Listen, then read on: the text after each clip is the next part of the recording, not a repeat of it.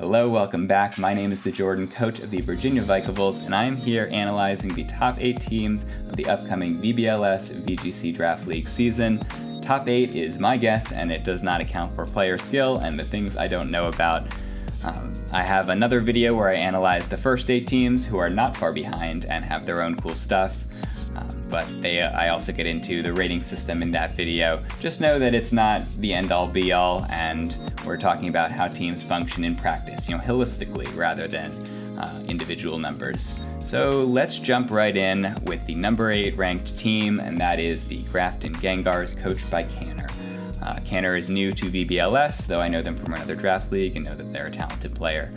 I'll get into what I think is the main distinct aspect of this team, but you gotta start with the mon that demands by far the most attention, which is G-Max Charizard. As an original Gen 1 starter, Charizard's gotta be one of the most privileged mons ever, receiving new amazing tools every generation. This time it's G-Max Wildfire effect to do damage to both foes for 4 turns for free, on top of its extremely powerful attack. It's got 1.5x special attack in Sun due to its solar power ability. It's got another 1.5x for fire moves due to stab, and another 1.5x due to Sun, fire moves. So it's just overwhelmingly powerful, and it's something that you have to lead to counter. Normally how you deal with Charizard is to be faster than Charizard and to hit it with a rock move. But there are definitely other threatening things on this team that can mix you up if you're prepping only for Charizard. Canner has invested into Sun enough that it's a serious threat, but not to the point that it needs to be part of every game plan, and that's a pattern you'll see among these top teams, is that they're not just one thing. They're not just a sand team or just a terrain team. They invest into a lot of different things, just enough to be dangerous in a lot of different directions. So Canner's got 2 good Sunsetters. Ninetales enters the field and Sun comes up. Sableye has priority Sunsetting, and then there are 2 Sun abusers. Charizard for the insane damage potential. Lilligant becomes very fast in Sun and can fire off sleep powders or after use or other disruptive things that can mess you up by the time Charizard does come in. Sableye also has a fairly good priority move pool, like a unique priority move pool, so it's good in all of the non-Sun versions of this team as well. It's also part of what I think is the main distinct aspect of this team, which is 3 dark types, 3 psychic types. Conventional wisdom is have all types on your draft league, but I do not believe in that. As long as you have good balance and can play in different ways, anything goes, whatever wins. And Psychic and Dark types have a nice synergetic relationship where Psychic is only weak to Ghost and Dark, and then Dark resists both Ghost and Dark. So, not necessarily a bug, potentially a feature on this team. Bug and Dark are both weak to Bug. However, all of the Dark types have a secondary type, which makes them only neutral to Bug. So, Bug's not actually a big issue on this team. Psychic's been the most forgotten type. As long as I've been playing VGC, there's not a lot of mons in the meta that it hits hard. It's only super effective against fighting and poison. And then the main fighting type mon is Urshifu, and it's immune to Psychic. So the main niche for Psychic types has been Psy Spam, or the new terrain boosted spread Psychic move, Expanding Force. Both Azelf and Slowbro have it.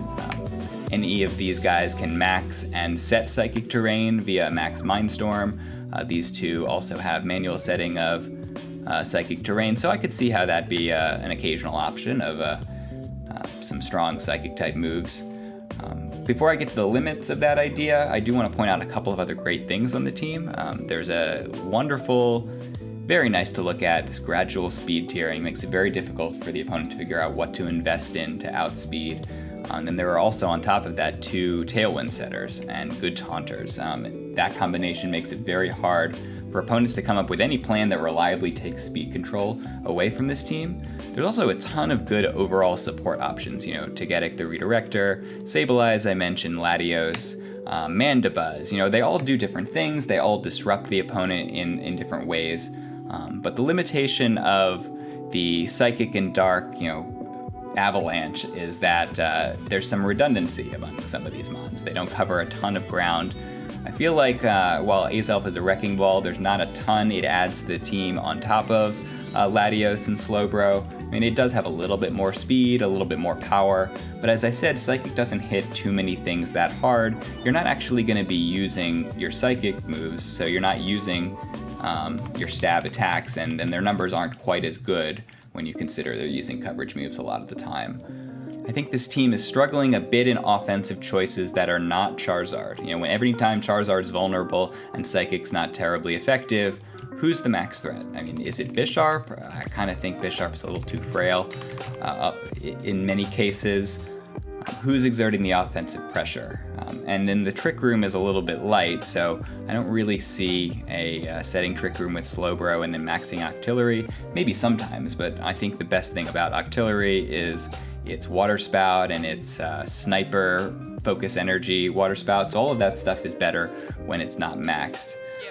So a little bit tricky to figure out who's going to lead the team offensively when the opponent has their own weather, for example, when they have rain and sun, it will not be terribly effective. So the Trick Room win condition, Togetic's good, it guarantees Trick Room, and it is slow, so it will be effective in Trick Room, but a little bit more Trick Room offense would be nice and would be a nice way to diversify the team. I think Machamp could be really good here because it's a rock resist, which is the main overall weakness to this team. It's 55 speed, so it can function in Tailwind, it can function in Trick Room, it's a strong physical attacker, and it has Earthquake. You got these 5 ground immunities. Start firing off some Earthquakes. Machamp seems really good in a number of ways. With Guts, it becomes very powerful. Not the premium Mon, but it's a Mon you can pick up by just dropping one of the 3rd tiers, so I think that's very doable. If Canner's willing to swap out Azelf or Latios, then there's definitely room to add a new attacker that covers in different situations than Charizard. The Dark types are coming. They're coming to beat these Psychic types and to go even with the other Dark types. So it would be nice to have real Fairy type offense. I don't think Togetic really counts. Machamp's also good against Dark types, hint, hint, hint, hint, hint. But this is already a very good team, a ton of support, a ton of options, so just one addition from being a top threat in my book. Well done. Smoody, well done on your draft. Ooh, the Halifax Hypnos, coached by Smoody, is a scary team. We have to start again with the centerpiece attacker. Spectrier Hyper Offense easily sweeps through teams if they're not prepared. It's one of the best glass cannons in the whole game, and Smoody has tools to keep Spectrier alive and enable its killing spree. Premium Redirection in Togekiss, Premium Fake Out in Mineshow, Rotom Wash reduces their damage with Will-O-Wisp, Eerie Impulse, also Ally Switch with Spectrier. Please don't do that to me. But Spectrier's particularly bonkers here because it's the only Ghost and Dark weakness, so you need to carry those moves just to handle the Spectrier. It's particularly powerful in context here. And if you're really working to handle the Spectrier, you might not be prepared against Togekiss the Crit Machine, Braviary's pretty strong, Duraludon's pretty strong, Rotom Wash with a Nasty Plot is very strong. And then the normal checks to Spectrier, those Ghost and Dark types, are totally walled by Umbreon. So Umbreon can sit there and neutralize them or even remove them, so Spectrier's killing spree can resume. A couple concerns. It's a special attacking heavy team. 1, 2, 3, 4, and more. So Snarl is going to be really effective against this team, particularly because it can't get redirected. Mineshow can wide guard the Snarl. That could be pretty cool. But there is a rock weakness on this team, as usual, though maybe not an issue, because Rapidash and Glaceon aren't as important as, say, Duraludon and Mineshow, which are the rock resists. Maybe not an issue in practice, but we do have this kind of speed clumping right here. An opponent can set their Mon speed to max Pikachu speed +1, and they kind of get 5 for the price of 1 here. And any Mon that's minimum Togekiss speed -1 is going to be really effective under Trick Room. That's actually the main distinctive aspect, not a bug or a feature, but distinctive, is that this team has a total lack of slow Mons. It is Spectre, Hyper Offense, fast mode all day. You don't need slow Mons, and you won't even miss them if you can stop Trick Room from going up. Smoody has pretty good tools to stop Trick Room. There's the Fake Out on these two. There's pretty good taunters. I didn't know Spectre had taunt. Oh, there's Codney too, Prankster Taunt. And of course, a lot of the Trick Room setters are Ghost and Psychic types, and nothing destroys Ghost and Psychic types better than Spectrier.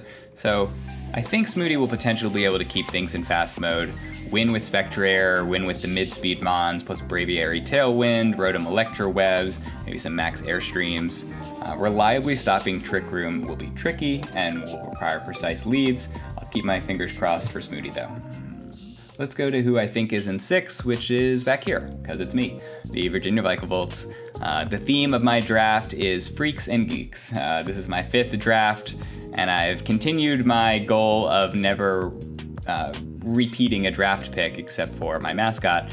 But it's led to some weird choices as a month that I haven't paid a lot of attention to before. I'm kind of imagining it as like a band of high school misfits. You know, Inteleon I'm nicknaming Poindexter, Scrafty is nicknamed Misunderstood or just Misty. Armaldo is like a weird looking version of Vikavolt. Vikavolt I've nicknamed Vika after someone close to me, and so Armaldo's Vico, and be prepared, Armaldo magic is coming. But some of the concerns I have with other teams that I've shared, I also have with my team. Drafting is a really hard thing, and I'm concerned a bit about my immediate offense, my X factor. Who pops off and who maxes each week is a little tricky. I'm gonna have to find tools to enable them. You know, Entei's got everything: attack, defense, speed, support, but it likes to use its rare, amazing moves like Sacred Fire, Eruption, Extreme Speed, rather than a boring old Max Flare. Rillaboom also has tons of damage potential, but it really likes its priority Glassy Glides, Fake Out, Knock Off, rather than just Max Grass move. So I'm gonna be Dynamaxing something each week, so got Weakness Policy procs 4 days on this team. Inteleon Ice Shard onto Rillaboom and both of the dragons, Inteleon Aqua Jet onto Entei and Armaldo, Fast Bulldoze, Hitmonlee Punch moves, Bronzong procs Weakness Policy in Trick Room for both of the sweepers. You know, Dragalge with Bulldoze, Armaldo with Rock Tomb, so anyone can carry a Weakness Policy. I'm hoping it becomes a sort of mental protection on my Mons where opponents don't even want to bother attacking them because they're bulky enough to live and then they get double attack. I'm generally pretty happy with the bulky backbone of this team. Scrafty is very bulky, Clefable's pretty bulky, Rillaboom's pretty bulky, Armaldo bulky on the physical side, Dragalge on the special side, Entei's got the bulk. These two, I can just run a Focus Sash on them, or a Choice Scarf, or, you know, I can make sure that they get to do something. I don't have Tailwind, so speed control's a little bit lighter on this team, but it's mainly different. It's different ways of speed control. Fast Icy Winds and Electrowebs. The weird Pledge move option, Rillaboom and Inteleon can together create the Swamp, which is double Tailwind. And then there's like something that's even better than speed control, which is priority. I've invested a lot into priority with 3 Fake Out users, Entei Extreme Speed, all of the priority moves. I guess you could even count Clefable's Follow Me. Then there's VGC's most important form of speed control, which is Trick Room. I'm not a singles player, I'm a VGC player, and I think about Trick Room a lot. Bronzong's gonna sit there like a control tower, gifting its partner the ability to go first by turning Trick Room off and on as needed. Scrafty and Clefable are especially useful when they can go first in Trick Room, but they're plenty useful outside of Trick Room. Armaldo can be a Trick Room sweeper, but it can also Swift Swim. 9 of these 11 Pokemon learn Rain Dance, and then Armaldo gets double speed and can play in fast mode. Speaking of double speed abilities, Hitmonlee Unburden, triggered off of Rillaboom Grassy Seed or some other way, gets double speed and becomes the second fastest Fake Outer in the whole game. The first is undrafted, Alolan Raichu in electric terrain. Is it undrafted? I think it's undrafted. But this team is about finding new forms of speed control, using new combinations of Mons I think might have untapped potential, but retaining that bulk and move pool variety, which I think is the core to giving yourself options in Draft League. It might actually be worse than the teams I ranked 7 to 10, but if it comes together, maybe it'll be top 5, who knows? But I'll get to who I currently think is the top 5, and that starts with the Houston Hawluchas, coached by Tay. Tay is our highest ranked new coach. Well done, Tay. You've definitely made a splash with this draft. Got to start with these first 3 picks, which were Kartana, Lapras Gmax, and Alolan Marowak. This is like a tournament level good trio. Defensive synergy, offensive synergy, covers each other's weaknesses. Lightning Rod on Marowak helps Lapras. Lapras Rain really helps Kartana with its fire weakness. The bulk provided by Lapras's Gmax effect, the Aurora Veil, Kartana really likes. These two are most of a good Trick Room mode. Kartana is the start of a really good aggressive fast mode. I love it. It's a great start. The team supplements those 3 attackers with 2 huge value discount support mons. These are mons that draft leagues don't always value enough. They've stayed in the lower tiers here, but players are coming around to the idea that Morgrem's Prankster move pool is just as ridiculous and effective as its evolution, Grimmsnarl, which is top tier. So I don't think the difference in stats between these 3 is enough to warrant the 3-tier difference. So Morgrem's a lot greater value. And Fletchinder with its priority Tailwind, that by itself is above tier 4. Fletchinder occasionally does 1 or 2 other things, but if all it was a Tailwind bot that just, surprise, it comes every few weeks and now I go first, that's really effective. Excellent picks there. Also Indeedee Hawlucha, it's a cool combination. Another reason I think this team has excellent overall speed control. These 2 are both very fast, but Lele brings the terrain, which can trigger an item on Hawlucha and make it blisteringly fast. I kind of wish Hawlucha was not quite so fast, that it reallocated some of its speed into offense or defense. It really struggles to survive sometimes, and it's not quite strong enough. But if all it did was be a very fast, coaching, taunt, etc., it would be useful. And occasionally, like with a weakness policy, imagine Lele has Draining Kiss, Lapras has Ice Shard for Hawlucha weakness policy. Hawlucha can be pretty effective, and it's a nice top of the speed chart. Some even better ifs for this team. I don't think Manectric adds much. You already have another Lightning Rod user, and then there's electric resists already. There's only 2 electric weaknesses, but there's resists and immunities already, so Manectric probably swapped for something else. Vikavolt, as much as I hate to speak ill of my mascot, is a tricky mon to use. Probably wouldn't be very valuable in this team. Vikavolt was really effective in my first draft league because nothing else on the team was weak to fire and rock, so it could come every few weeks and the opponents have nothing to beat it, and it just sweeps them, particularly when weakness policy procced by Dusclops. However, I imagine opponents are always going to bring fire moves for Kartana, bring rock moves for half the team, so Vikavolt's not going to catch people by surprise, and it also occupies a similar speed tier to these better mons that are also weak to rock. It is hella strong, 145, and it is wonderfully designed. Maybe it makes something happen. But beyond that, this team is mostly everything you want in a draft league team, from synergetic duos to solid standalone mons. There's, solid good stuff. Fake Out, Tailwind, Trick Room. Who's our Trick Roomer? Is it Gothitelle? I've ignored Gothitelle. Gothitelle is very effective, as much as I hate to acknowledge it. But there's Screens, Will-O-Wisp, plenty of big offensive win conditions. Well done, Tay. Looking forward to seeing you pilot this team during the season. Number 4. Samax has... the New York Ninetales is our number 4 team, coached by Samax. Samax has a terrifying quartet of top or near top tier bonds.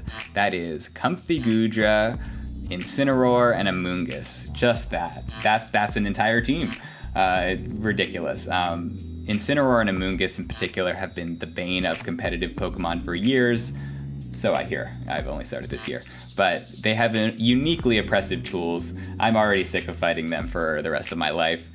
They demand a lot of respect, and they demand firm answers in every game. I argued against taking Amoonguss out of top tier this season. The other side argued Amoonguss is shut down. Its best moves are blocked by safety goggles. I could see some other ways you could use Amoonguss here, but that is a concern. Comfy Goodra is a very powerful duo, was winning tournaments during Series 6, and I hear it totally overwhelmed this league during its first season. Comfy is the perfect support to Goost Boudra to boost Goodra's offense on either the special or physical side, keep this bulky attacker healthy with priority floral healing, and just enable the Goodra killing spree. Goodra's only weakness is it being not that durable on the physical side. I mean, look at this ridiculous special defense stat. But it's not super bulky on the physical side. Samax is hoping to use Incineroar as the best blunter of physical offense with this really bulky Intimidate Mon.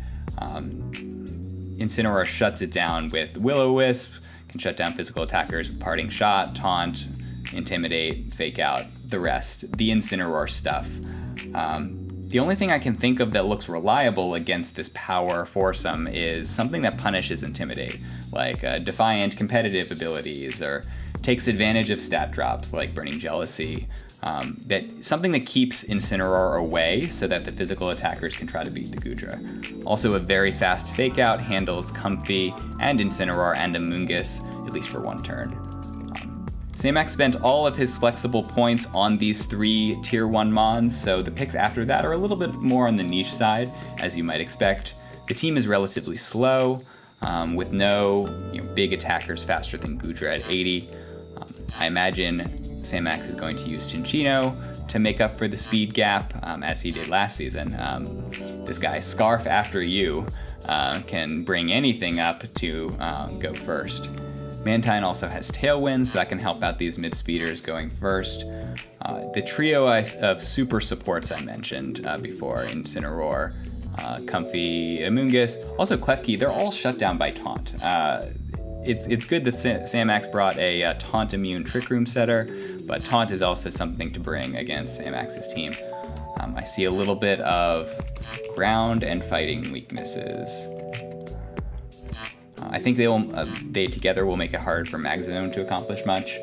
Mantine and Haunter are the only ground resists, and they aren't the bring every week type. So Earthquakes sound pretty good against this team. Incineroar, actually, besides the Incineroar stuff, is a really good offensive threat, Weakness Policy, Assault Vest. But in the rare matchup where neither Incineroar or Goodra can win it, I'm not sure who's supposed to lead the team offensively. Samax is murmuring about Weakness Policy Amoonguss. I kind of doubt that works more than once against a really unprepared team. Maybe Magnezone can sometimes pick up the mantle. Sometimes Haunter and Hitmonchan kind of have good secondary offense. Maybe he maxes one of them sometimes. But this team thrives on its ability to manipulate the game state with all of its supports, and then to just have one big attacker clear the whole team. But if the opponent can shut down those supporters, can taunt them, or if it can blow them away before they get to do much, then they're going to be able to beat Samax. That will not be easy. There's a ton of great support options here, and a few excellent offense options here. So congrats on the excellent draft, Sam. Good luck in the season. Top 3, baby. Celesteela Garchomp. Where have I seen that before? Or just kidding, I don't own that pair. Nor am I the first to use them. Apparently they're a very well-known duo in singles. They're just really strong, bulky attackers that have lots of different coverage moves, resist each other's weaknesses almost perfectly. Braff and his team, the Libertyville Luxrays, Season 2 champion by the way, also has the other thing that is well known to protect Celesteela, which is Rain for Celesteela's fire weakness. Politoed brings the Rain with it, is very good at surviving in order to maintain weather control. It also has a nice move pool for strange draft league situations, moves like Haze, Icy Wind, Helping Hand. It can even do solid offense with Choice Specs Muddy Water. Choice items are not a problem for Politoed because it likes to switch in and out. So Politoed is really, really good. I think maybe I'll try it in a future draft league season, but a good complement to Celesteela. There's also a Rotom form. I use Celesteela, Garchomp, and a Rotom form. He's got the dumber Rotom form, Rotom Frost. Not going to be as effective, I don't think, because Blizzard is its only ice move, and Braff prefers Rain to Hail. But it's a lower tier, so it's all fine. And maybe Braff finds a couple of interesting uses, like after a Ludicolo Max Hailstorm, or with Pincurchin Electric Terrain. Ludicolo I thought was an excellent choice for a rain sweeper. Huge value for tier 3, it should be tier 2. But it's got good typing, it's got double speed in rain, it's got good coverage moves, it's got fake out. I don't think Braff had to go for the best rain sweeper in Kingdra. Ludicolo can win the game sometimes. I kind of think Braff could invest a little bit more into his rain, though.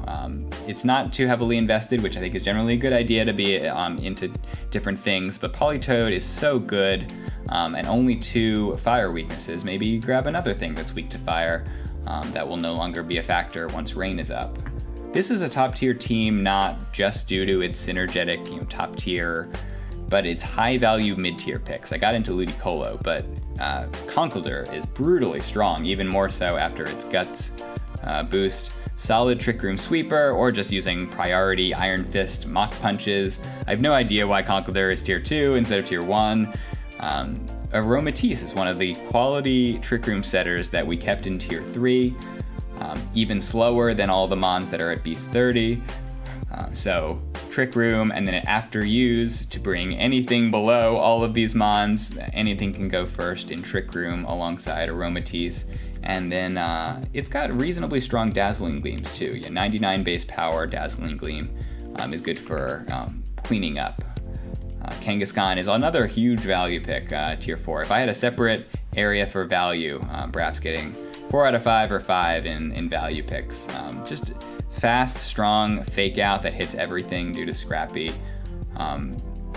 I love when Kangaskhan just runs fake out and last resort and 2 blank move slots, because 2 normal moves and a normal attack boosting item, and it just starts hitting everything. And it's like, you don't want to respect Kangaskhan, but you have to when it has last resort. The other pieces aren't as exciting to me. Everything here seems potentially useful. I don't really have any big weaknesses to point out, but one thing I will say about my SPS team that had some similarities is it's missing a little bit of extreme offense and speed from the get-go. So like a little bit passive from the get-go. Archeops as the Tailwind setter is a little underwhelming. It either gets one strong attack in or Tailwind, and then it's down to low health. Either it's Focus Sash or it's gone, or its Defeatist ability is triggered, so it's pretty much dead weight. Hopefully there are some other ways to make it not just a one-trick bird. Fast Rock Slide is something to respect, so just for the flinch chance. Braff might have to pivot around, though, before he finds the right moment to boost. A Garchomp Swords Dance is more than enough to sweep. A Celesteela Beast Boost sweep. They might have to play cautiously in the beginning because they can't steamroll from turn 1, at least not a lot of the time. But this team is very flexible. I don't think Braff will have many matchups without strong options. Excellently done, Braff. I don't play you in the regular season, but I think we'd have an exciting match in the playoffs. Number 2, Poppin and the Phoenix Suns. Poppin's team is amazing, and I know that because it has the mons that I wanted to pick in my draft plan, which I thought would be amazing. We talked about it after. It's actually eerie how similar we were thinking with our draft plans. Both of us wanted a Alolan Persian, an unbelievably versatile Pokemon with near unparalleled combination of useful moves, all delivered with that 115 speed. I tried it in a tournament, and I literally just led Alolan Persian every game and won most of the games because the mod has an answer to almost everything. It's even bulky with Fur Coat. Oh, just like, here you go, here's an ability that doubles your defense. Poppin and I both wanted Arcanine, another extremely versatile all-round mod, and then James took it from both of us. But I was planning to use Alolan Persian Arcanine for the beat-up option, as well as them being extremely versatile support mons and all-arounder mons. But Poppin instead went for Cobalion as his beat-up target, so multiple justified boosts make Cobalion a win condition some of the time. I decided to go with Entei as my substitute Arcanine, which I'm pretty happy with overall. But unfortunately, Cobalion does share a fighting weakness with the other main win condition. How have I not even talked about Porygon Z yet? Porygon Z is so strong. You'll recognize it if you've seen my SPS videos. Can just nuke everything. It's so strong with its adaptability boosted. max strikes, that sometimes just things that resist it still die in one hit anyway. Cobalion. Last season I tried Cobalion against PZ and actually had to run a normal berry because it could OHKO me. Pretty crazy how strong PZ is, and the key is to keep PZ alive, which he has the best redirector in DDF. Can keep Porygon Z alive, and that's really, really effective. Also stops, the fake out with its psychic terrain. Indeedee is really good. I'm not sure if I have much to add about how good it is, but expanding force, choice specs Indeedee is extreme offensive potential, but also its follow me and screens and its other defensive capabilities are also amazing. Oranguru can also benefit with dual expanding forces. Oranguru is also the main synergy mon I want to call attention to. It was also on my original draft plan. I had Persian Alola, Arcanine, Oranguru, and Xurkitree. Rest in peace, all of you. But Oranguru's signature move, Instruct, allows Poppin to have basically double of everything when Oranguru's partner is on the field. Whatever it's doing, Persian Alola is snarling, now we get 2 snarls. Marowak is earthquaking. 2 Marowak earthquakes, please. And Oranguru is immune to its partner's spread moves due to telepathy, so we can get double Marowak earthquakes that it dodges, double Xurkitree discharges it manages to dodge, and that is a 173 special attack. That's the second highest offensive stat in the whole game after Kartana. And so getting 2 of those, discharge, which also has the potential to paralyze the opponents if they're not already dead, it's just an amazing offensive threat. Porygon Z plus redirection, Xurkitree plus Oranguru, all the combinations of those 4, Marowak, even Wishy-Washy has like a ton of offense when it's in this big school form. But it's just so impressive. And I just don't see what stops that offensive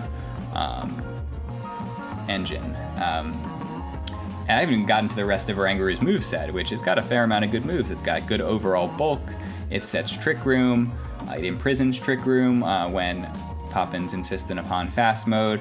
It has Inner Focus to block Fake Out, Expanded Force, as I mentioned. It's got other support moves like Yawn. Oranguru is an amazing mon, especially with Poppin's squad.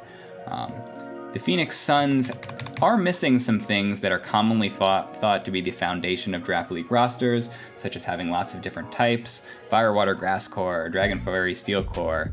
It doesn't have Tailwind, it doesn't have any weather control, it doesn't have too many mons that are attackers first and foremost, but I do think Poppin's approach is a good one here. I mean, it makes sense because we were planning to grab the same mons, but he prioritized mons that have a lot of options. He called it role compression, and offensive spread mood combinations. They're just so overwhelming that the type matchups almost don't matter. Everything just gets mowed down by Xurkitree, PZ, Marowak. If there's any weaknesses, I'd say it's that these biggest like nukes, Porygon Z and Xurkitree and in DDF, they're all special attackers, so Snarl could be good, and Snarl gets around redirection.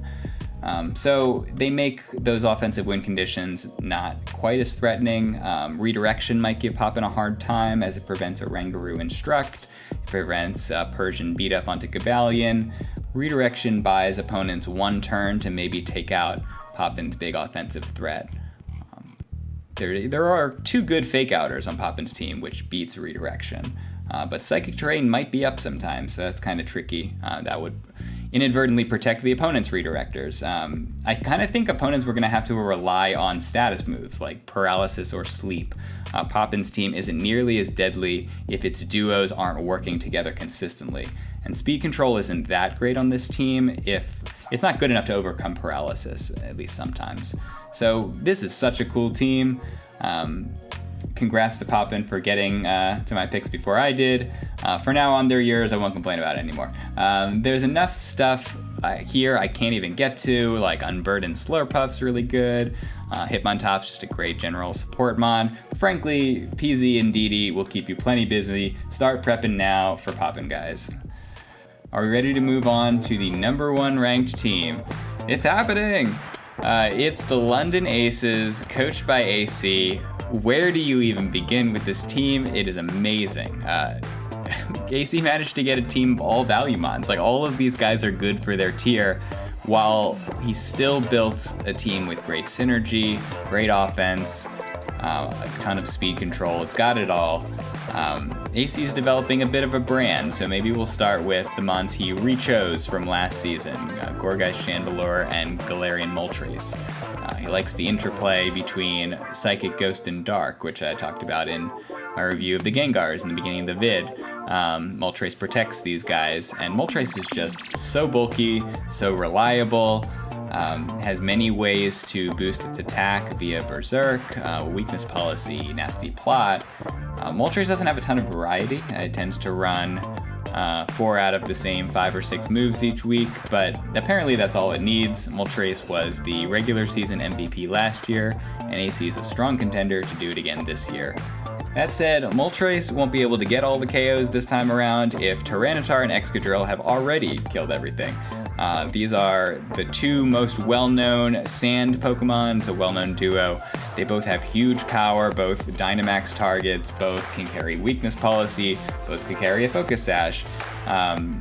It's just very difficult to know what to do when you're against both of these guys at the same time. The only thing that really is good against all their options is like really defensive water or grass type, but Ferrothorn walls both of those types of Pokemon. It's one of the best walls there is. Fighting moves are good against all 3 of these guys, but it's risky to throw them out because he can just swap in these 2 ghosts and dodge the fighting move. Ground type moves are kind of a threat, but then there's 2 switch-ins that way. So I think AC's kind of locked to bringing in certain types of teams. He needs to have a ground immunity, a fighting immunity, and also fighting, not fire. Fire is good against 3 important mons on the team, but you can swap in Chandelure, and that is powered up via its Flash Fire ability when hit with a fire move. And then there's these resistances. But AC is going to have to bring the combination of mons that counter and threaten the switch in on the things that his mons are weak to. If the opponent can call the switches or not switches correctly, or if they just have very strong spread moves of the type that AC is weak to, they will actually be able to do a lot of damage to AC's team. It has a lot of weaknesses. It's kind of foreign to my approach of minimize weaknesses as much as you possibly can. But AC, hopefully with good switching or good threats of switching, will protect himself from that. But this team does have a team weakness to ice, to ground, to ghost, to rock. So it's kind of a shootout against like a really offensive teams. It's going to be kill or be killed. I'd say on the defensive side, like it's hard to believe that AC managed to fit as much bringable offense and have all this support within the tier restrictions of the draft. But that has a lot to do with grabbing like discount versions of the classic draft league good stuff, starting with the only tier 4 redirector, Togepi. Please put Togepi in tier 3 next season. Togepi makes a solid contribution of all it does is click follow me for 1 turn and give Ferrothorn a chance to start the stall game, Moltres a chance to nasty plot, guarantee Trick Room or Tailwind, Belly Drum Walrein even. The list goes on. AC managed to get solid Intimidate too. That's a good support option in Luxray. 2 mons that are Trick Room setters and Trick Room sweepers, Gourgeist and Reuniclus. I really wanted Gourgeist. But these guys are all outside of the top tiers. Like, he's got all the things he needs and these offensive killers. So my recommendation to AC's opponents, because I'm not recommending much to AC based on this team, is just get over 300 speed so that you can outspeed Excadrill or Moltres under Tailwind, and then you can pile on the damage, or just be slower than 20 speed so that you can deal with Ferrothorn and Togepi and Trick Room. Also be super bulky so that you even get to survive AC's initial onslaught. If all of this sounds hard, it is because AC has an amazing team. Well done, AC. I do not look forward to fighting you in week 5. We've made it to the end. Thank you all for watching. Making videos is still pretty new to me, but competitive strategy games have been a passion of mine for a long time. I plan to make lots of videos that share what I've learned with others and are hopefully a fun time as well. subscribe for more, like or comment, share. Thank you again if you've done any things, and you can be whoever you want to be. Get ready for some try-hard VGC!